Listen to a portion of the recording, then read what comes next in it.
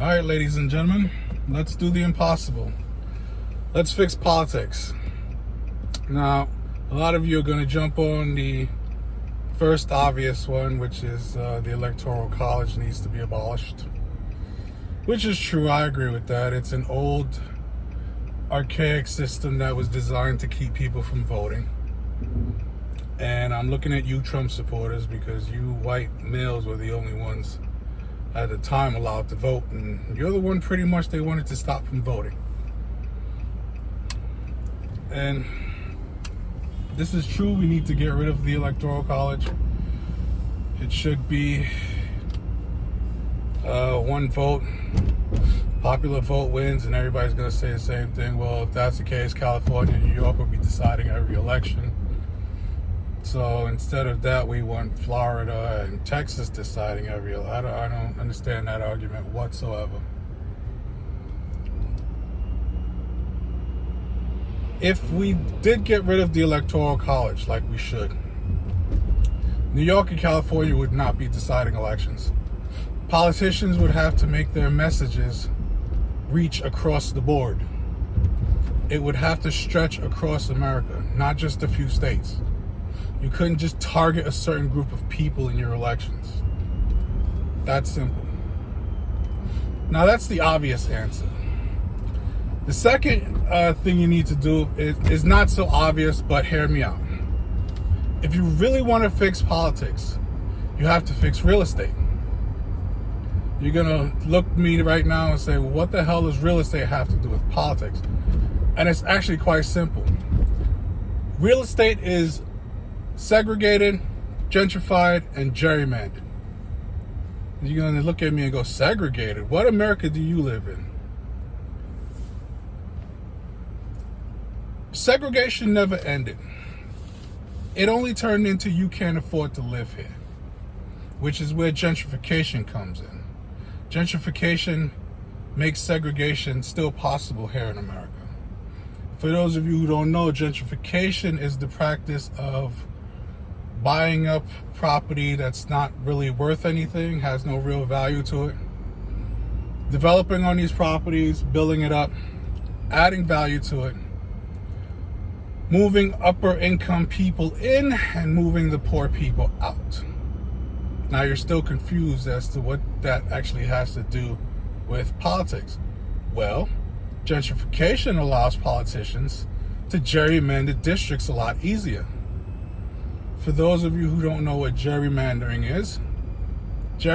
is basically the practice of drawing up districts so that you can clump together a group of supporters and politicians can hold on to their jobs forever. See how it's all linked? Now, if you fixed real estate and the practice of segregation, modern day, and gentrification ended, gerrymandering becomes a lot harder to do when districts are more diverse. I can't speak now. Are more diverse. So again, politicians would have to really look out for people and make sure that their message went across the board and not just to a certain group of people. The next one, it's not my idea. I can't remember who said it, but I know someone said this already. It's still a good idea. If any of you know who it was that first said this, please let me know, because I'm racking my brain trying to figure out. But the next one is campaign caps. What's a campaign cap? Well, that basically allows, that basically calls for politicians to only be able to collect a certain amount of money for their campaign, which makes perfect sense, because if you can't run your campaign on a budget, you should not be running for any public office. It also would stop big money from dominating politics.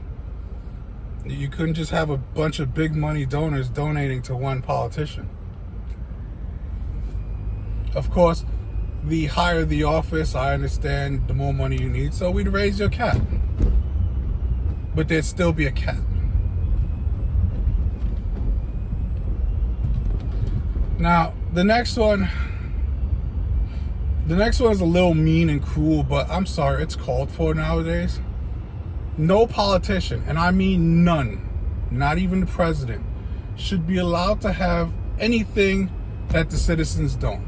I'm talking about a decent place to live, good education, health care, health insurance, clean water, you name it. That they shouldn't be allowed to have it unless we all have it. Point blank and period. There's no other way to say that one. And again, I know it sounds a little mean, but wait, they have jobs. Yeah, but they work for us. And I don't know any other profession where the employer has less than the employee. Now, the last one here, the last one is my favorite.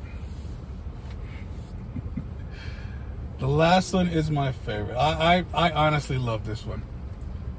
And this just isn't for politicians. This is for everyone in the media, the press, journalists, people who don't call themselves journalists, call themselves talk show hosts so they can get around certain things. They all should be under oath. For the time they hold the office, or for the time they are speaking to the American public, they should all be under oath. Again, this goes for the media, the journalists, the talk show hosts, even the nut jobs on YouTube. I guess that would kind of include myself. Damn.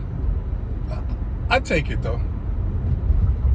You should all be under oath. And just like being under oath, if you purge yourself, there should be jail time and fines. Now, I know some dumbass out there is going to go, well, wait a minute. Who gets to decide what's fact and what's not? I think we all know what's facts and what's not. Facts can be proven in court. A reason President Trump has lost over 60 cases because they had no facts. None of this alternative fact garbage clearly doesn't work anyway once you have to present it in court. But yeah, these are just a couple of ideas I had rattling around. Let me know what you think. Maybe you have some ideas way better than mine. I'm sure there are people out there a lot more intelligent than I am, a lot more articulate. You know politics better than I do. Or maybe you can improve on something I said.